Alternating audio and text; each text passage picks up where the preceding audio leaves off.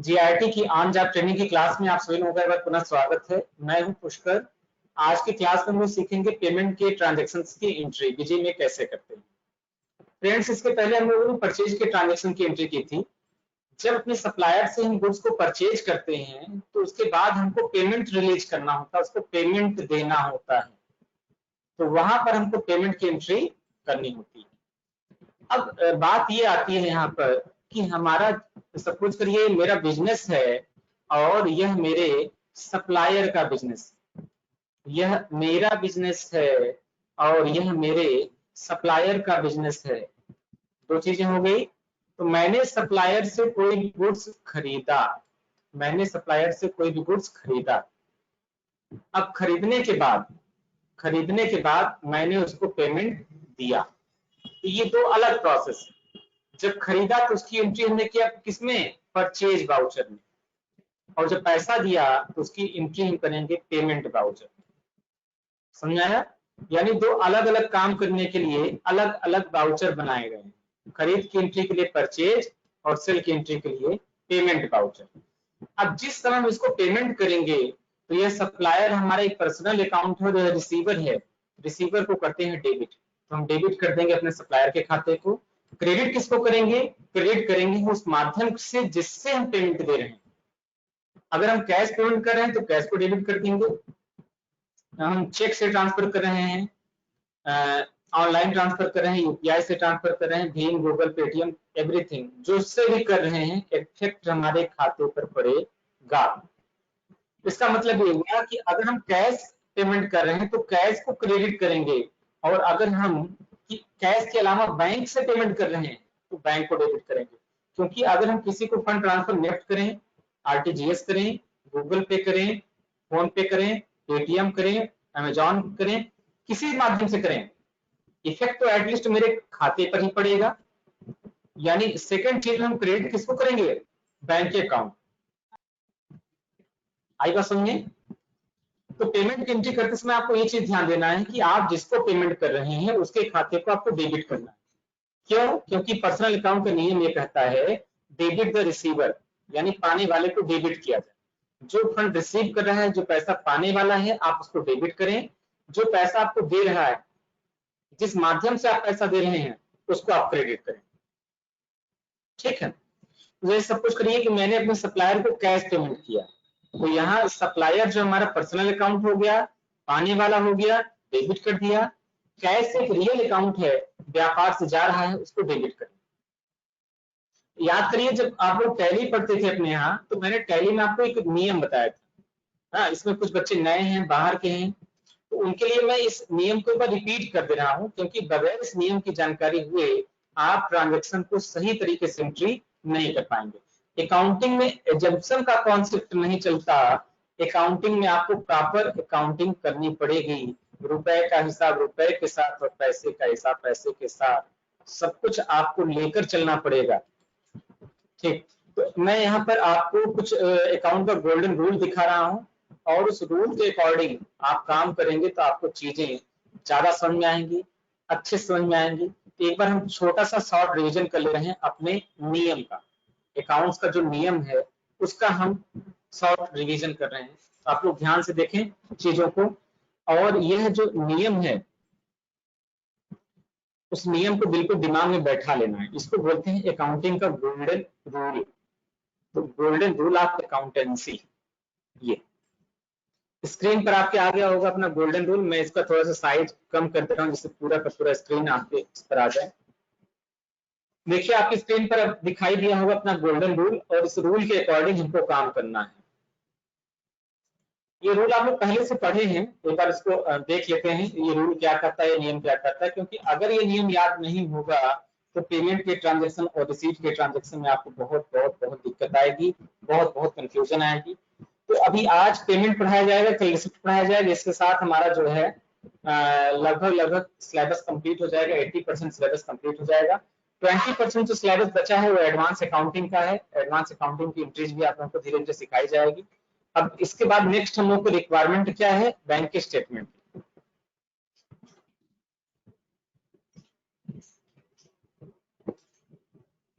चलिए इस नियम को एक बार समझते हैं ध्यान से।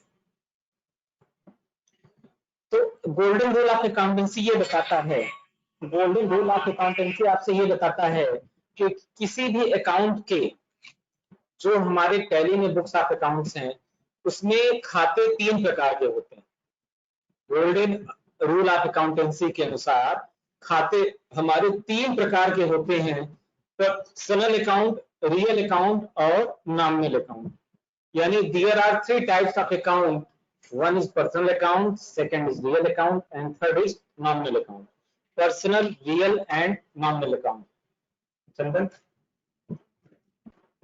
पर्सनल, रियल और नॉमिनल अकाउंट, ये 3 प्रकार के खाते हमारे होते हैं, पर्सनल, रियल और नॉमिनल। पर्सनल अकाउंट का एक अलग नियम है, रियल अकाउंट का एक अलग नियम है, नॉमिनल अकाउंट का एक अलग नियम। पर्सनल अकाउंट में आपको ये देखना होता है किसी व्यक्ति का खाता, जैसे राम, श्याम, मोहन, रमेश, सुरेश, दिनेश, ये सारे हमारे क्या हैं, ये सारे हमारे पर्सनल अकाउंट के अंतर्गत आते हैं। किसी इंस्टीट्यूट का खाता, किसी संस्था का खाता भी हमारा पर्सनल अकाउंट के अंतर्गत आता है। किसी फर्म का अकाउंट, इंस्टीट्यूट का खाता का मतलब ये हुआ कि जैसे पॉलिटेक्निक कॉलेज हो गए, इंजीनियरिंग कॉलेज हो गए, स्कूल हो गया, कोचिंग हो गए, ये सारे हमारे इंस्टीट्यूट के अंतर्गत आते हैं। फर्म का खाता, फर्म के खाते का मतलब होता है क्या, किसी दुकान का खाता, जैसे हमें ट्रेडर्स का अकाउंट हो गया, रमेश इंटरप्राइजेस का इंटरप्राइज हो गया, गायत्री इंटरप्राइजेस का खाता हो गया, ये सारे क्या हो गए, किसी फर्म के अकाउंट हो गया। कंपनी के अकाउंट जैसे एचपी इंडिया प्राइवेट लिमिटेड हो गया, एसर हो गया, डेल हो गया, सारे कंपनी के खाते हो गए, एसीसी हो गया। बैंक का अकाउंट, जितने भी बैंकों के साथ आपका लेन देन चलता है, जैसे PNB, SBI, ICI, HDFC, XYZ, बहुत सारे बैंक हैं। कैपिटल अकाउंट, कैपिटल अकाउंट होता है पूंजी का खाता। पूंजी क्या होती है, व्यापार में जो पैसा लगाया जाता है उसे कैपिटल अकाउंट कहते हैं। ड्राइंग का अकाउंट, ड्राइंग का मतलब होता है आहरण, ड्राइंग का मतलब क्या होता है, आहरण। बिजनेस का मालिक व्यापार से जितना पैसा निकालता है, व्यापार का मालिक अपने व्यापार से जितना भी पैसा निकालता है, वह उसका ड्राइंग कहलाता है, वह उसका ड्राइंग है। प्लेस का अकाउंट, प्लेस का मतलब होता है स्थान का खाता, किसी स्थान का खाता भी हमारा इसी कैटेगरी में आता है।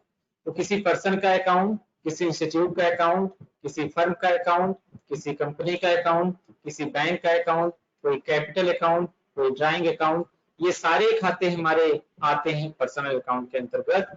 और इन पर सब एक ही नियम लागू होता है, वो नियम क्या है, देने वाले को क्रेडिट किया जाए और पाने वाले को डेबिट किया जाए। आ गई बात समझ में, क्लियर हो गया, अच्छी बात है। देने वाले को क्रेडिट किया जाए और पाने वाले को डेबिट किया जाए। जो पैसा दे रहा है वो क्रेडिट है, जो पैसा पा रहा है वह डेबिट है। अब हम लोग चलते हैं सेकेंड अकाउंट में। सेकेंड अकाउंट हमारा होता है रियल अकाउंट। यह सारे एसेट्स का अकाउंट होता है।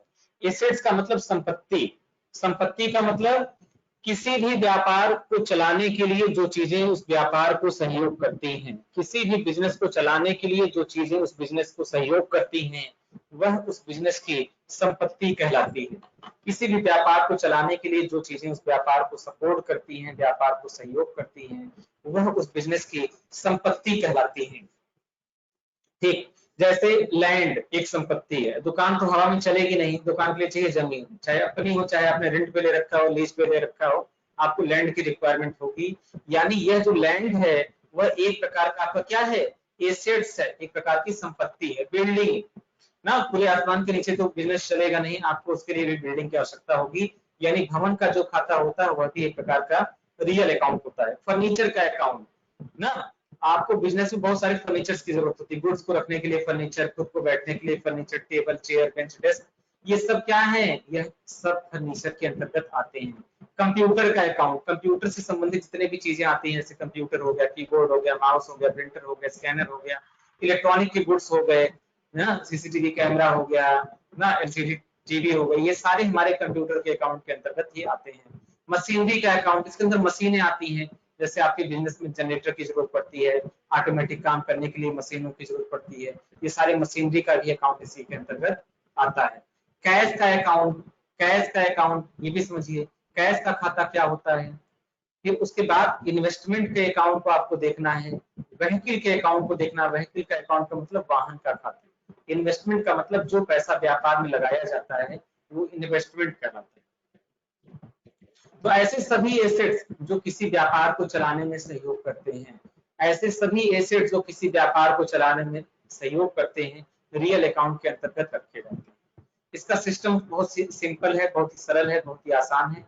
जो वस्तु या धन व्यापार में आता है उसको हम डेबिट करते हैं, जो वस्तु या धन व्यापार से जाता है उसको क्रेडिट करते हैं।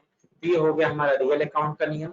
अब बात करते हैं हम लोग नॉमिनल अकाउंट में। नॉमिनल अकाउंट में 4 चीजें होती हैं, income, expense, profit and loss. यानी 4 चीजें हैं, इनकम मतलब आय, एक्सपेंस का मतलब व्यय, प्रॉफिट का मतलब लाभ और लॉस का मतलब हानि।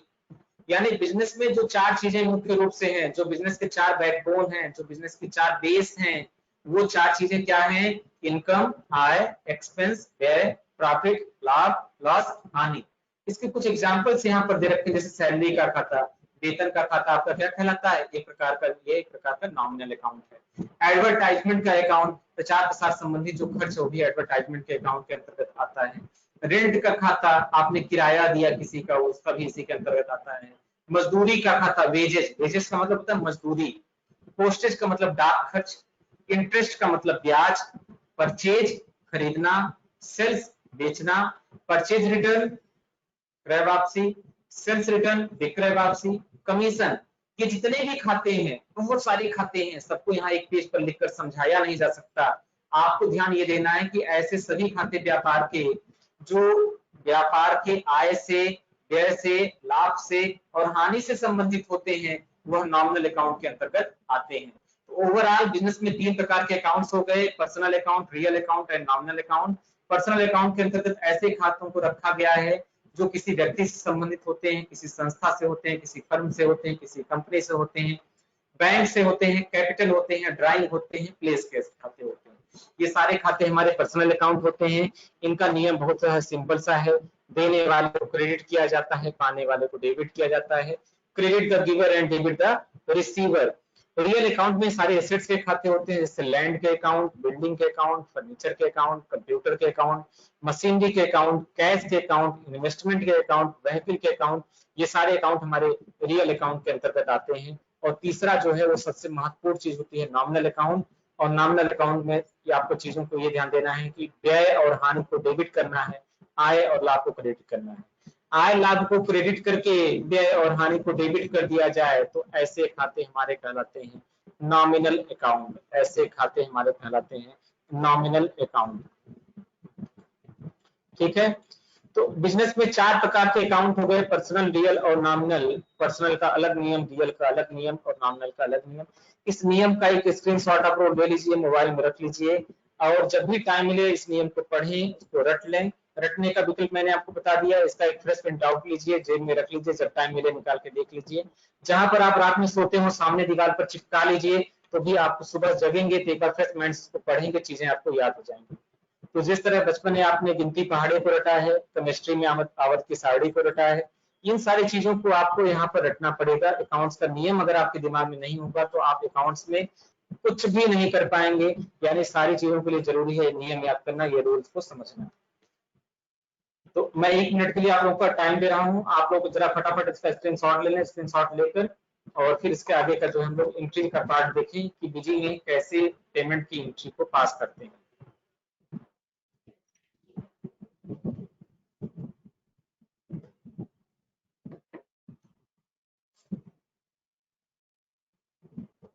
अब स्क्रीनशॉट आप लोगों ने ले लिया होगा और मैं अब ओपन करता हूं अपना बिजी का सॉफ्टवेयर। बिजी के सॉफ्टवेयर पर सबसे पहले मैं आपको दिखाता हूं अपने सप्लायर के स्टेटमेंट को। सप्लायर के स्टेटमेंट में हम देखेंगे किसको कितना पैसा देना है, फिर उसी के अनुसार हम पेमेंट की एंट्री रिलीज करेंगे और पेमेंट का एडजस्टमेंट करेंगे।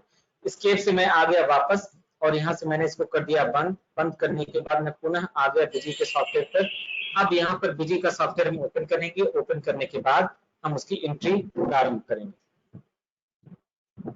ठीक है, तो ये सारी चीजें आपको समझ में आ गई। उम्मीद है आपको यहाँ तक की चीजें सब कुछ क्लियर हो गई होंगी। अगर क्लियर हो गई तो बहुत अच्छी बात, नहीं हो गई तो रिकॉर्डिंग को आप 1 बार 2 बार प्ले करके देखें। ऑनलाइन क्लास पढ़ने का यही तो मजा है कि आप चीजों को लगातार देख सकते हैं, 1 बार 2 बार 4 बार 6 बार। और अब तो अच्छी बात ये हो गई जिसके घर पे नेटवर्क की दिक्कत है उसके लिए मेरे पास ऑफलाइन सीरीज भी उपलब्ध है। जल्दी इस सीरीज को लॉन्च करेंगे, आप लोगों के साथ सूचना दी जाएगी।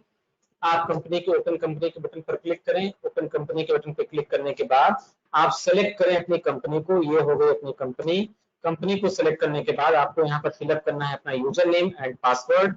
तो जैसा कि ये अपनी कंपनी का से राम बिल्डिंग मटेरियल के नाम से कंपनी मैंने बना रखी है, इसका यूजर नेम भी राम है और पासवर्ड भी राम है ना। तो राम का नाम लेकर हमने कंपनी को ओपन कर दिया। अब देखते हैं इसमें पेमेंट की एंट्री को कैसे पास करना है। तो फिक्स डेट पर पहले मैं एक बैलेंसेज को निकालूंगा कि किसको कितना पैसा देना है, फिर धीरे धीरे उसकी पेमेंट की एंट्री को पास किया जाएगा, बैंक के खातों को क्रिएट किया जाएगा, इन सब चीजों के एग्जांपल्स को समझा जाएगा। तो कीबोर्ड से आप दबाएं अल्ट के साथ एल। ठीक, अल्ट के साथ एल दबाने के बाद, सॉरी यहाँ पर मैंने विंडो एल दबा दिया और अपना जो है कंप्यूटर लॉक हो गया।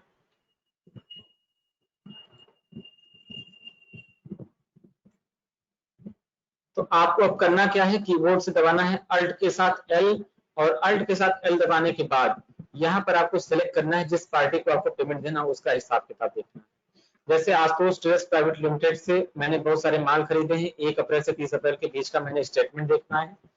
तो जैसे आप कीबोर्ड में अल्ट के साथ एल बटन दबाएंगे तो एक लेजर की स्क्रीन ओपन होगी और यहाँ पे आपको सेलेक्ट करना है Ashutosh traders private limited, starting date 1 April, in date 30 April, single account select करेंगे और यहाँ पर आपको बहुत सारे ऑप्शन पूछेंगे। यहाँ बिल रेफरेंस के ऑप्शन को यस करेंगे, ओपनिंग बैलेंस को यस करेंगे, ठीक, परचेज का डेट वगैरह भी नोट कर लेंगे और यहाँ पर यस कर लेंगे। जैसे आप यहाँ पर ओके करेंगे आपके सामने कुछ इस तरीके से स्टेटमेंट आएगा। ठीक, अगर स्टेटमेंट आपको बहुत हैवी लग रहा हो तो इसके से आप वापस आए और यहाँ पर जो वाउचर का रेफरेंस है, लॉन्ग नरेशन वगैरह आप बंद कर दें और यहाँ पर चीजों को आप पुनः एक्सेप्ट करें। ठीक, अब यहाँ पर एक जो लास्ट ऑप्शन मैंने यस किया था वो आपने उस पर भी नोट कर दिया, नोट करने के बाद ओके कर दिया। तो इस तरीके से मुझे स्टेटमेंट दिखाई देगा।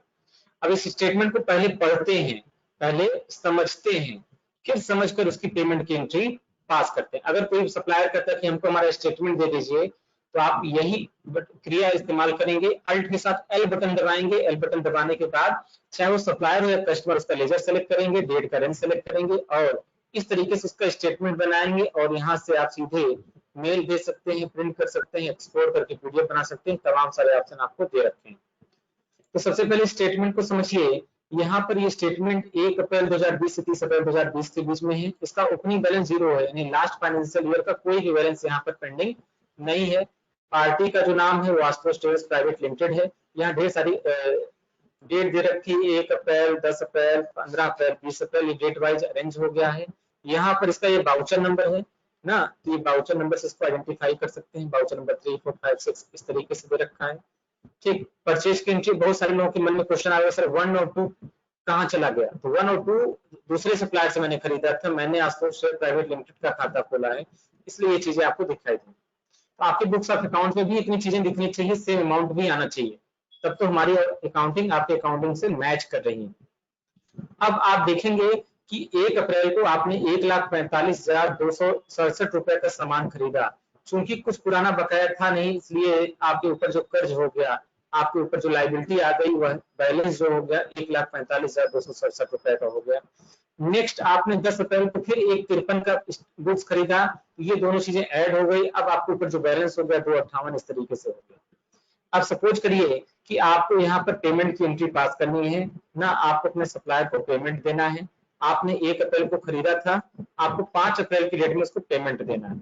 पेमेंट कितना देना है? आपको पेमेंट 1 लाख रुपए का देना है, वो भी किस माध्यम से? बैंक के माध्यम से देना है। तो आप क्या करेंगे, यहाँ अल्ट के साथ ये 5 बटन दबाएंगे और ये 5 बटन दबाने के बाद ये पेमेंट का वाउचर ओपन हो जाएगा। पेमेंट में सीरीज वगैरह का कोई बहुत महत्व नहीं होता, आप मेन ही रहने दीजिए। डेट चेंज करके आप 5 अप्रैल का डेट सेलेक्ट कर लीजिए और यहाँ पर जीएसटी का नेचर पूछेगा। तो पेमेंट पर जीएसटी का कोई रूल्स नहीं है, इसलिए जीएसटी नॉट एप्लीकेबल कर देंगे। डेबिट करेंगे अपने सप्लायर को, तो हमारा सप्लायर कौन सा है? Ashutosh traders private limited. तो यहाँ पर 2 अकाउंट आपको दिखेगा, आशुतोष ट्रेडर्स और प्राइवेट लिमिटेड। तो प्राइवेट लिमिटेड को आप सेलेक्ट करेंगे। 1,45,000 का जो इसका बैलेंस है आप देखेंगे तो यहाँ पर उसका बैलेंस भी शो होने लगेगा। यानी इस डेट में हमारे सप्लायर का जो मेरे पर बकाया पैसा है वो 1,45 का है और मैंने पेमेंट कितना कर दिया? 1 लाख रुपए का। इकाई, दहाई, सैकड़ा, हजार, 10,000, लाख, 1 लाख रुपए का पेमेंट कर दिया। अब आप देखेंगे तो बैलेंस घट के 45,000 रुपए हो गया। फिर से समझिए, हमने इसको सेलेक्ट कर लिया और F9 से रिमूव कर लिया, सबसे पहले हम यहाँ अपने सप्लायर को करेंगे डेबिट, क्योंकि सप्लायर को मैंने पेमेंट दिया है। पार्टी का नाम सेलेक्ट कर लेंगे, आशुतोष ट्रेडर्स प्राइवेट लिमिटेड, और यहाँ पर ये बैलेंस दिखाने लगेगा 1,45,000 रुपए का। इसमें से सपोज करिए आपने 1 लाख का पेमेंट किया है, तो आप इकाई, बाई, सैकड़ा, हजार, 10,000, लाख, 1 लाख रुपए भर देंगे, अब ये बैलेंस घटकर 45,000 रुपए आ जाएगा। अब क्रेडिट करना है, तो क्रेडिट उस माध्यम से करना है जिससे आप पेमेंट कर रहे हैं। कैश दे रहे हैं तो कैश, चेक से दे रहे हैं तो फ्रेंड्स यहाँ पर जीएसटी का कोई ऐसा रूल तो नहीं है कि आप किसको कितना पेमेंट करेंगे, लेकिन इनकम टैक्स का रूल ये बोलता है कि आप 10,000 से ऊपर का अगर पेमेंट आप किसी को भी कर रहे हैं, किसी को भी 10,000 से ऊपर का पैसा दे रहे हैं, तो आप उसको चेक से दीजिए, बैंक के माध्यम से दीजिए, ऑनलाइन ट्रांसफर करिए, फोन पे से भेजिए, गूगल पे से भेजिए, लेकिन कैश पेमेंट मत करिए। यहाँ पर इनकम टैक्स का रूल आपको यहाँ पर मना करता है 10,000 के ऊपर का कैश पेमेंट करने से। तो आपको क्या करना है, यहाँ पे 10,000 के ऊपर का जितना भी पेमेंट होगा सब आप कोशिश ये करिए कि खाते से करिए। अगर आप मजबूरी बस कैश पेमेंट कर रहे हैं, उसको अलग अलग डेट में दिखाइए। जैसे सपोज करिए मैंने किसी को 20,000 रुपए दिया, तो मैंने 10,000 रुपए आज के डेट में दिखा दिया, 10,000 रुपए 2 दिन बाद की डेट में दिखा दिया। इस तरीके से भी अपना काम चला सकते हैं, लेकिन बेहतर यह है कि हम रूल्स के अकॉर्डिंग चलें तो ज्यादा बेटर रहेगा। तो यहाँ पर मैं अपने बैंक का इस्तेमाल कर रहा हूँ, तो F3 से मैंने एक बैंक का लेजर क्रिएट कर लिया। मैंने यहाँ पर नाम दे दिया एसबीआई बैंक, मैंने दे दिया SBI current account, current account ना। इसका सप्लायर का नाम दे दिया Sunday creator, Sunday creator select करने के बाद एड्रेस डाल दिया ना। सॉरी, ये एसबीआई है, यानी ये जाएगा हमारे बैंक अकाउंट के अंतर्गत। इसका ओपनिंग बैलेंस यानी लास्ट ईयर का बैलेंस कितना था, तो लास्ट ईयर का बैलेंस भर दिया यहाँ पर 80,000 रुपए ना। ये लास्ट ईयर फाइनेंशियल ईयर का बैलेंस जो मेरा था वह 2,50,000 रुपए का बैलेंस था लास्ट में। ठीक, एड्रेस वगैरह कुछ भरने की जरूरत है नहीं, या कुछ सेव, सेव करने के बाद अब यहाँ पर आप इससे 1 लाख रुपए का पेमेंट कर रहे हैं। तो आप देखेंगे कि हर लेजर के सामने, जैसे इसमें बैंक का लेजर सेलेक्ट है तो उसका बैलेंस यहाँ दिखा रहा है। बैंक का ओपनिंग बैलेंस था 2.5 लाख रुपए, 1 लाख का पेमेंट हो गया, 1.5 लाख रुपए बैलेंस बच गया। सेम ऐसे जब आपको स्टेटस आप सेलेक्ट करके इंटर करके आगे बढ़ेंगे, तो ये आपको 45,000 का बैलेंस दिखाएगा। यानी जिस लेजर के सामने आपका ये कर्सर रहेगा, वह उस लेजर का बैलेंस यहाँ पर आपको दिखाने लगेगा। अब आप यहाँ पर लिखेंगे नरेशन, किस चेक नंबर से पेमेंट किया, किसको किया, किस माध्यम से किया, किस बिल का किया, ये सारी जो कहानी आप यहाँ पर लिखकर और इसको कर लेंगे सेव। और जैसे आप इस सेव करेंगे, पूछेगा एडजस्टमेंट करने का ऑप्शन, तो यहाँ पर दबाएंगे, यहाँ पर 2 ऑप्शन आपको दिख रहा है, एडजस्टमेंट और न्यू रेफरेंस। तो एडजस्टमेंट का प्रयोग करेंगे पुराने किसी बिल को एडजस्ट करने के लिए, और न्यू रेफरेंस मतलब एक फ्रेश पेमेंट हम कर रहे हैं, नया पेमेंट कर रहे हैं। तो मैंने एडजस्टमेंट सेलेक्ट कर लिया है, दबाएंगे कि इससे खरीदे गए सारे बिल की एंट्री मुझे यहाँ पर दिखाई देगा। तो ये पैसा मुझे 1,45,000 के बिल में करना है, तो मैंने उसको सेलेक्ट कर लिया और 1 लाख का एडजस्टमेंट कर दिया। एडजस्टमेंट करने के बाद अब आप यहाँ पर देखेंगे तो आपको ये चीजें आप दिखाई देगी कि आपने 1 अप्रैल की डेट में खरीदा, 1,45,000 का बैलेंस हो गया आपको ऊपर बताया 1,45। आपने 5 तारीख को 1 लाख का पेमेंट कर दिया, 45 रुपए आपके ऊपर अभी भी बैलेंस बाकी। अब ये 45 और 1,53 जो कि 1,98 हो गया, और इस 1,98 के आगे फिर हमारा एंट्री प्रारंभ हो। तो फ्रेंड्स अब आपको समझ में आ गया होगा कि इसकी एंट्री हमको कैसे करनी है, ले आइए।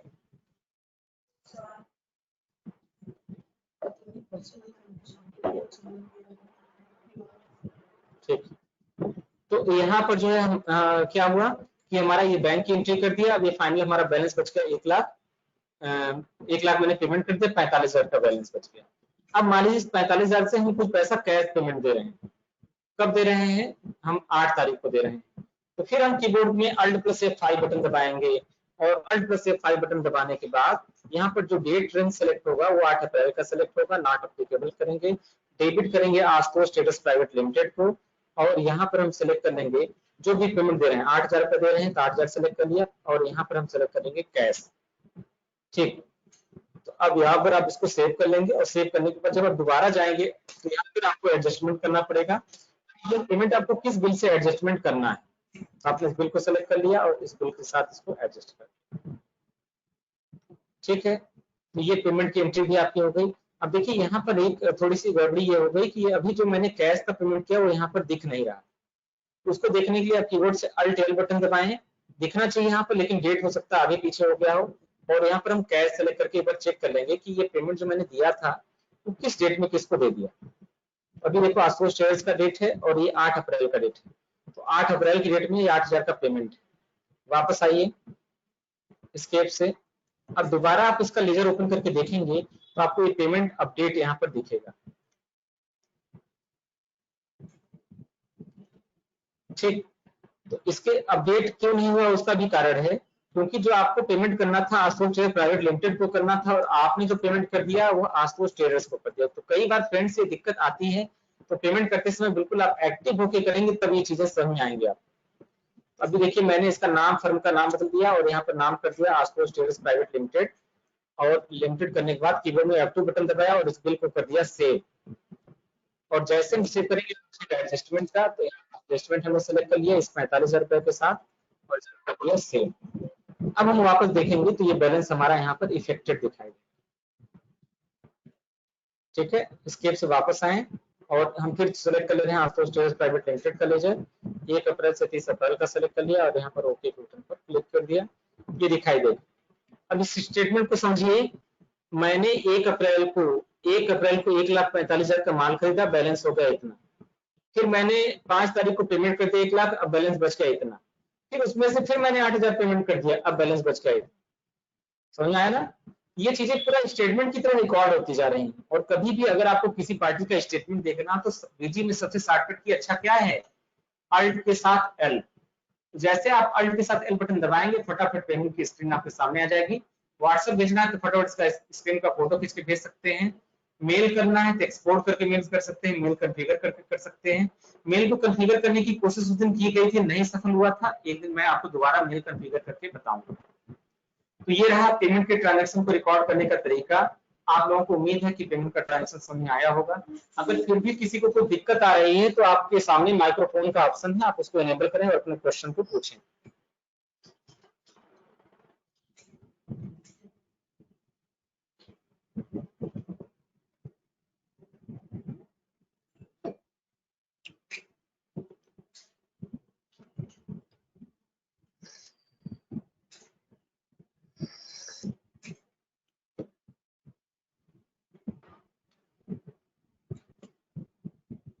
चलिए फिर आज की क्लास, रंजीत आई अंडरस्टैंड, और भी बाकी लोग भी जवाब दें।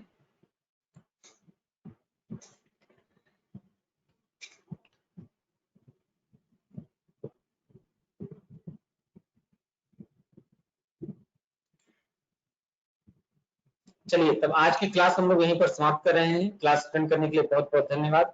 जो भी क्वेश्चंस आए आप लोग पूछते रहें, बताते रहें। Take care, bye bye.